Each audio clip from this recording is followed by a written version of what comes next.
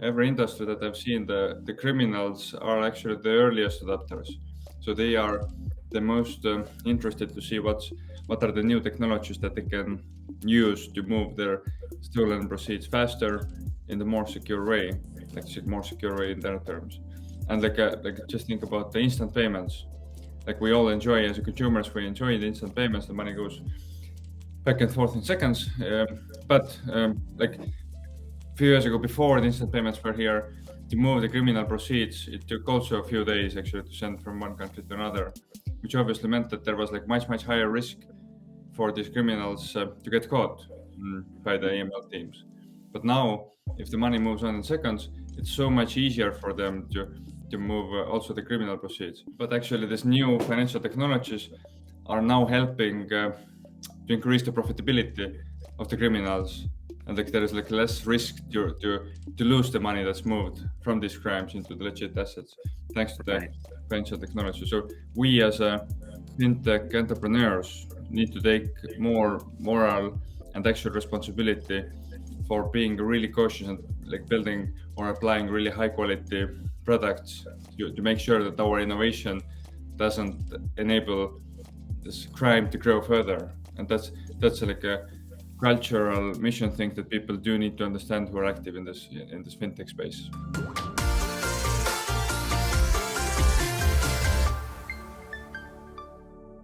Taavi, thank you so much for taking time to speak to us today. Thank you. It's my pleasure to be here.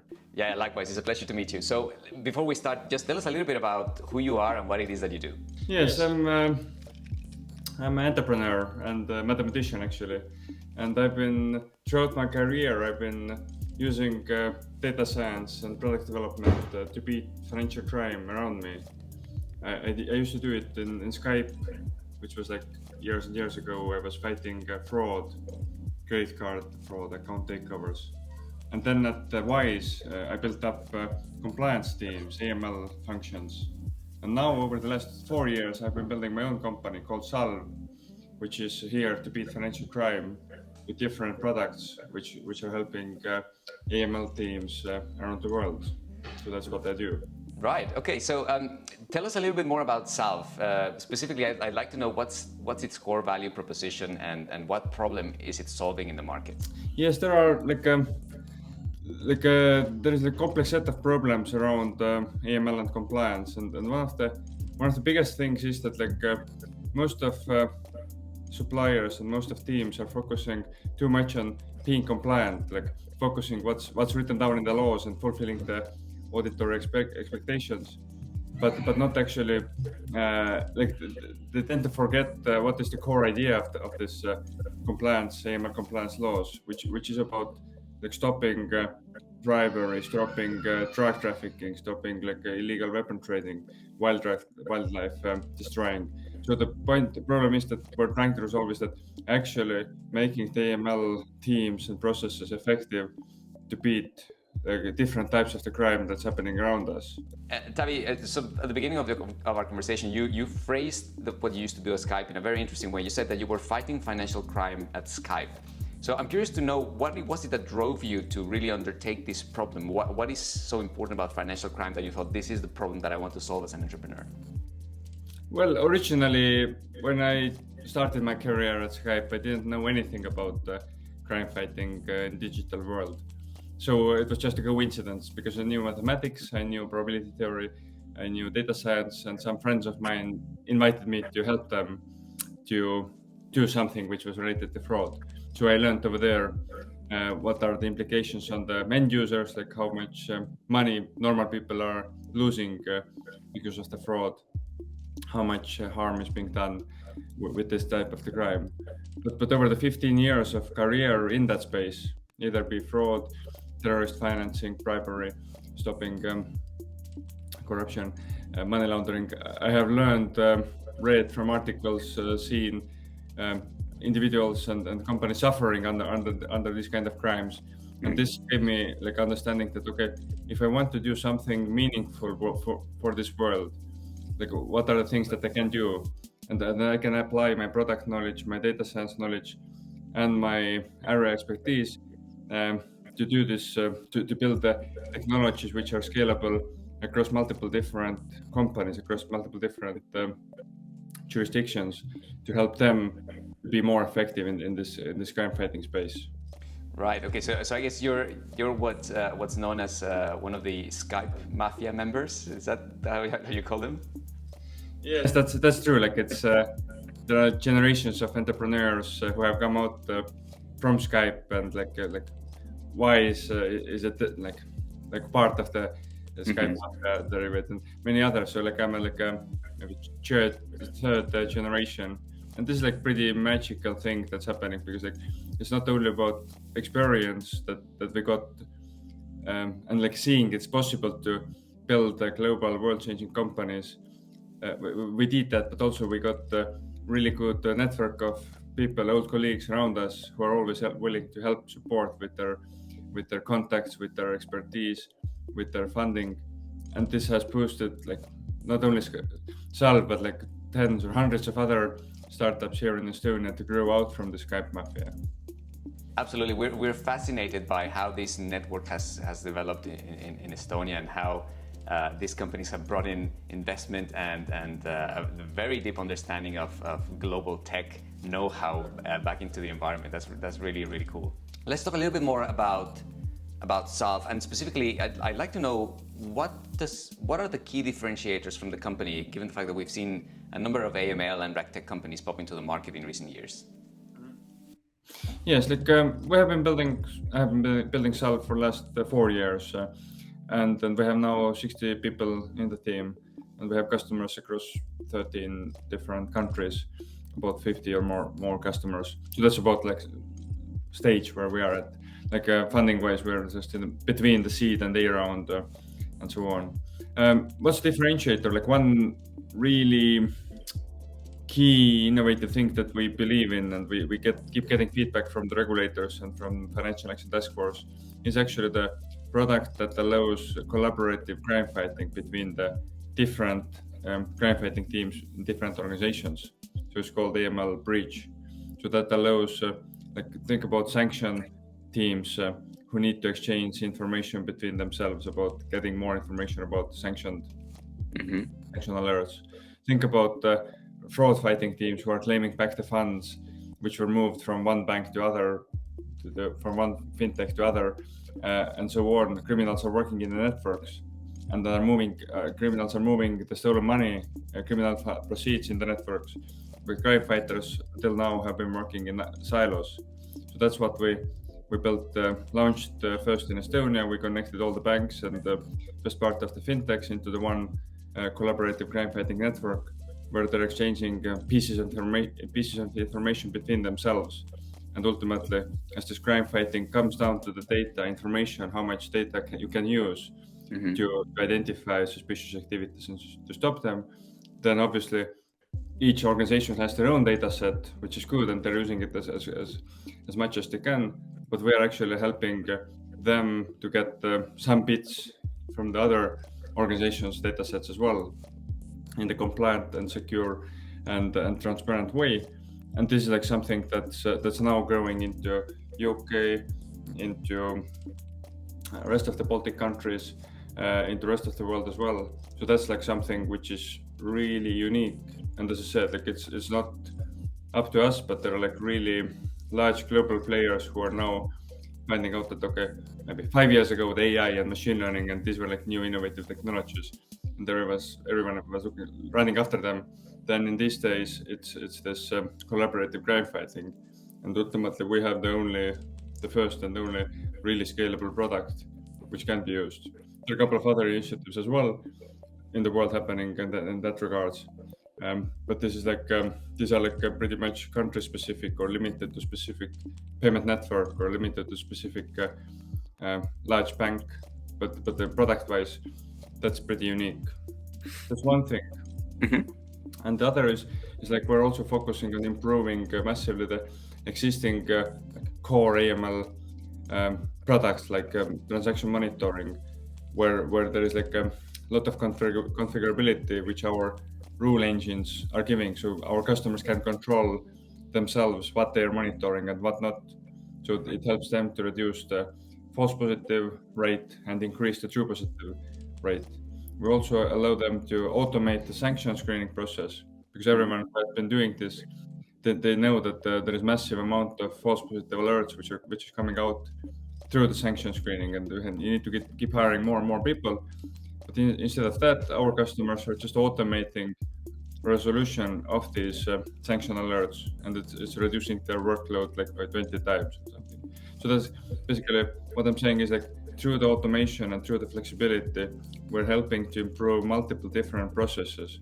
And that's another strength of our product is like we're not selling one siloed product, but we're selling the combo of solutions to get the AML and fraud teams to the next level. Okay, so if I understand correctly, it's not just the capabilities for fighting financial crime and anti-money laundering, but it's also that you're enabling a collaboration between the parties that need to be in sync for this to be successful. Exactly, and like they're both important components. Like one is improving existing tool set, and other is like bringing in new dimensions into this crime fighting, and obviously it takes. There is a saying that it takes network to beat the network, or it takes good guys, crime fighters network to beat the criminals networks, and this is like a new need in the market that has raised over the last year, 1.5 years maybe, and there is increasing demand for solutions, and in that space there is no competition right now. Okay, right. Okay, let's move a little bit on to the essence of financial crime, because I think, of course, if we hear, well, financial crime, yeah, that's something that needs to be fought, but perhaps for the average individual that just has a bank account and maybe doesn't really understand much about financial crime, can you tell us a little bit why should just the average person with a salary, with a bank account, should care about it, and maybe explain also who are the victims of financial crime? It's twofold. Like one is if you think about normal people or normal entrepreneurs, they themselves might become the victims of the fraud, or their parents or grandparents might become the victims. Currently Europe is now shaking under this authorized push payment fraud, where people are getting calls from scammers who are explaining that okay, you should make investment to this kind of strange company, or there's like a romance scam where like people are criminals are cheating money out from the people who think that they're in love in someone, and like surprisingly there's like billions and billions of euros which are being lost by the normal people due to this scam. And this is like pretty much understandable. Everyone knows some people who have been cheated and who have been like targeted by the criminals, and this is like what you mentioned, the collaborative crime fighting platform, the AML breach, is actually has proven already that it can reduce this type of the crime. But that's one part of the story. Like people have lost their money due to this like different types of the fraud, which are targeting themselves through spam. But actually, there is other like maybe 100 times bigger type of the crime, which is the true money laundering that normal people don't feel, luckily, directly themselves. So think about like as I said, drug trafficking, drugs which are sold on the streets.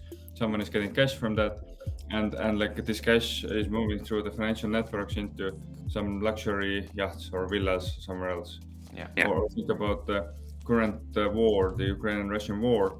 There are like many people who are making a huge amount of money from this war, who have made already money, and Russian oligarchs who have been preparing goods and equipment for the war, and now this money is being transferred from Russia into real estate, again in London, in France Riviera, maybe in Copenhagen.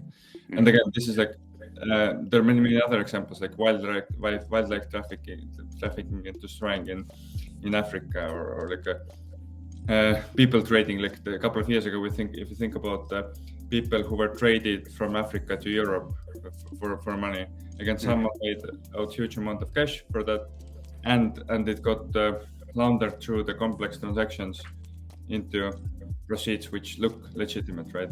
And now this is something that normal people don't feel directly, but luckily they are reading about it, and like as I mentioned, the war, like people really care about stopping oligarchs like moving into Western world and moving their money into Western world.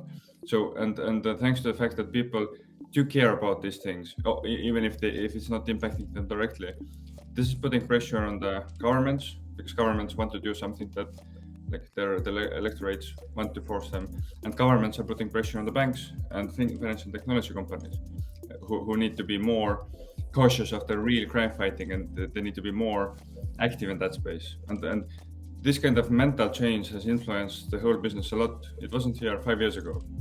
Like 5, 6, 10 years ago, if banks got into trouble with AML scandals, they paid the fine, and that was it. Yeah.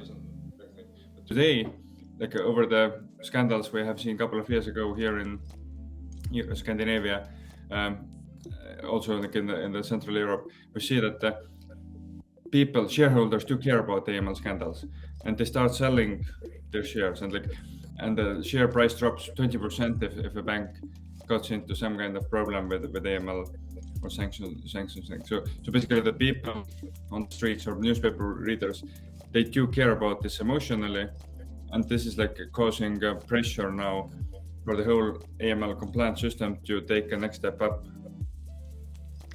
Right. Well, thank you very much for that very, very clear and very comprehensive explanation of the problem. I think, at least for me, that's quite eye-opening to what I used to think was financial crime. I'm interested to now explore a little bit about what will happen, or what are the new types of financial crime that we're seeing, because we see that there's a huge amount of disruption happening in the industry thanks to digitalization, and with that we know that there's now new ways in which criminals can operate. So tell us a little bit about what are the new types of financial crime that we're seeing, we'll talk about how to fight them in just a little while. Yeah, I referred to a couple of them already before, but there's like maybe 3 trends that I have seen over the last years. Like one is the technology evolvement and the progress in the different types of the financial technologies which are growing. I come back to this later on. Then the second component was definitely the COVID impact, and then people were more like a scam type of fraud, or like a authorized push payment fraud, which I mentioned. So they were like sitting at home and like didn't think about their money maybe too much, and they got cheated by the people really easily. So that the COVID created definitely this wave of the crime. And the third thing, as I mentioned, the Ukrainian war and sanctions, and applying sanction controls on the true oligarchs. Because like in old days, especially here in Europe, the most of the sanction regimes were dictated by the US. Like it was like around Afghanistan, Iraq, this kind of global political things which people didn't feel too closely. But now, like everyone has some friends or colleagues or people they know in Ukraine, and they want to help these people, and they realize that, okay, if I'm applying these sanction controls properly, then actually maybe I'm helping to end up this war a bit earlier, right? And there's like a personal touch and understanding what is the meaning of what's happening in the war and what I can do to stop it. That's like the third pillar, and like as I said, like stopping the like criminal proceeds coming from the war and oligarchs moving around, and like these are the 3 kind of pillars that are now changing the crime fighting criminal trends. Now, when jumping back to this technology evolution, if you think about, like, we're all great fans of the financial technology innovation. Not only the fintech companies, but actually also large banks are doing the innovation in the financial technology. And think about like e-wallets or open BSD2 open APIs. Think about cyber cryptocurrencies. Think about like the really complex structures of the companies. Like there is a bank and there is payment service provider, and there are like the digital banking providers and some utility providers. And like the level of relationships, complexity of relationships between the companies has also grown significantly over the last 5-10 years, right? And now what happens is, like, of course, there are like consumers and businesses who enjoy this, and especially early adopters. But the thing is that in every every industry that I've seen, the criminals are actually the earliest adopters. So they are the most interested to see what are the new technologies that they can use to move their stolen proceeds faster in the more secure way, like more secure way in their terms. And like just think about the instant payments. Like we all enjoy as a consumers, we enjoy the instant payments. The money goes back and forth in seconds. But like few years ago, before the instant payments were here, to move the criminal proceeds, it took also a few days actually to send from one country to another, which obviously meant that there was like much higher risk for these criminals to get caught by the AML teams. But now, if the money moves on in seconds, it's so much easier for them to move also the criminal proceeds. The point is that um, this kind of technology directly didn't maybe create the new types of the crimes, like as I mentioned, the APP fraud or authorized pushpayment fraud. But like all the massive crimes are still there. Like it's have been there for, as I said, the drug trafficking and human trafficking and child labor force and so on. But actually, these new financial technologies are now helping to increase the profitability of the criminals, and like there is like less risk to lose the money that's moved from these crimes into the legit assets, thanks to the financial technology. So we as a fintech entrepreneurs need to take more moral and actual responsibility for being really cautious and like building or applying really high quality products to make sure that our innovation doesn't enable this crime to grow further. And that's like a cultural mission thing that people do need to understand who are active in this fintech space. Right. I think what you said is probably worth just highlighting that it is criminals who are the earliest adopters of this sort of technology, and of course that gives them an edge that requires a similar response to be able to stop them.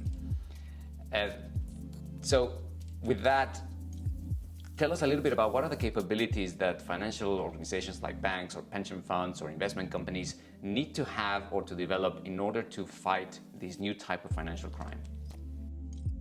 Well, it's as I said, one thing is the flexibility or configurability of their automated systems. If you can imagine, especially large banks or organizations, they are having like tens of millions of customers who are making like hundreds of millions or billions of transactions or different ways how the money gets moved.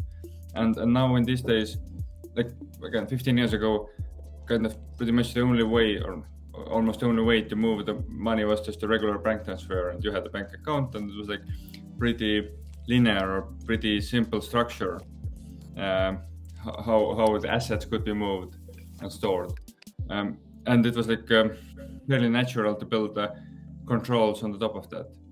Now in today's world, like there are so many new dimensions that you need to control, as I said, like in terms of the speed or in terms of the different ways of the assets that can be kept on the accounts, or different types of the companies who are part of the wider financial system. So it ultimately means that for every organization there is a need to use their data and apply the controls much more flexibly. So basically they need to, if maybe 10 years ago it was enough to have one or two conditions in your crime detection rules, then now you need to have 20 conditions written down in your crime fighting rules in order to catch the really suspicious people. So the complexity, the good thing is that these organizations are getting more data also, it's being stored. But the complexity is that how good products or tools they're using to get the full benefit out from this data that they're gathering. And now the challenge, especially for the bigger, older organizations, is that like if they're not changing or adapting their AML compliance technology as fast as needed in order to be on the top of the new financial systems, then they're in trouble. So they're like falling behind from the innovation, and basically flexibility, speed, automation, data, like collaborative crime fighting. These are the things that we are building, but we're building it because I truly believe that these are the things that the market is missing now in order to be truly effective and against the crime. But let's shift gears a little bit now, and I'd like to just get your opinion on crypto, because on the one hand, we hear a lot of people saying like, oh, well, crypto is the preferred choice of criminals because that's how they can launder their money without being traced. And then at the same time, we hear that crypto has a very high degree of transparency. So could you help clarify this ambiguity? Yes, about the crypto, like I built my first AML controls for one crypto company back in 2016, just to learn like data that's moving through the crypto platforms, and also like possible criminal scenarios which might happen there, and also like what are the responses that I could or should produce. So like I've been there just purely from the AML and crime fighting perspective also for quite a bit of time. And second part of my background is that here in Estonia, we were the first country in the world who actually legitimated the like licensed crypto companies a couple of years ago, and it was good. But also it created like it was good because it created a massive wave of new crypto companies being founded in Estonia, getting licensed from here. But obviously, it brought also some percentage of the bad entrepreneurs or companies who actually were created to steal people's money or launder the money. So we saw also that part of the problem pretty closely.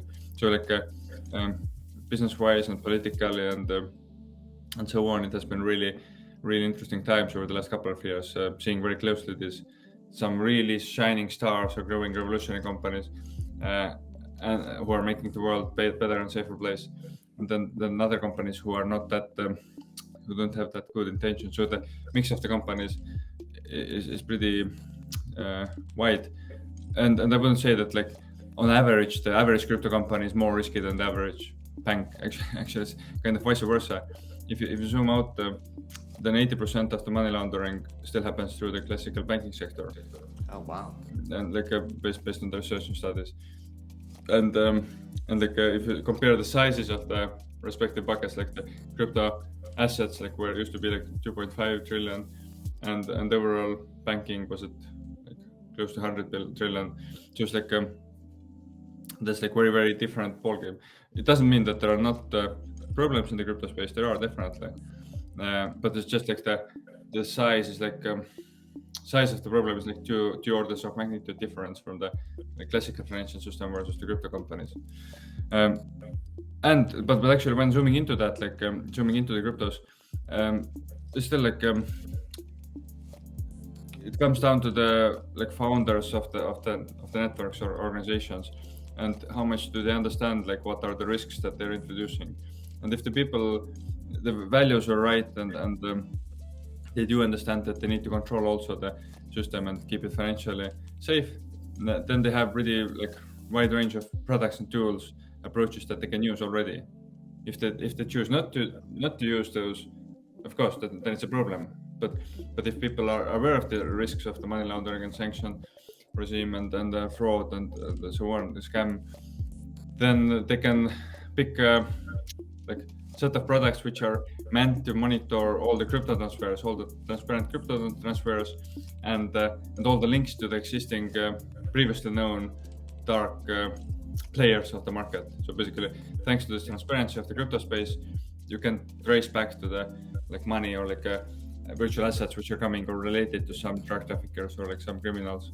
So in that way, like you have selection of providers in that space, and also like if your crypto deals with a fiat currencies as well, basically if your crypto company is a customer of the bank or like some service provider who helps them to exchange like fiat to crypto and crypto to fiat in one way or another, then actually the same regime applies that every other classical fintech is using. So they can do their products in the market for AML monitoring, sanction screening, KYC, onboarding, all of that. And we have a couple of this kind of companies in our customer base as well.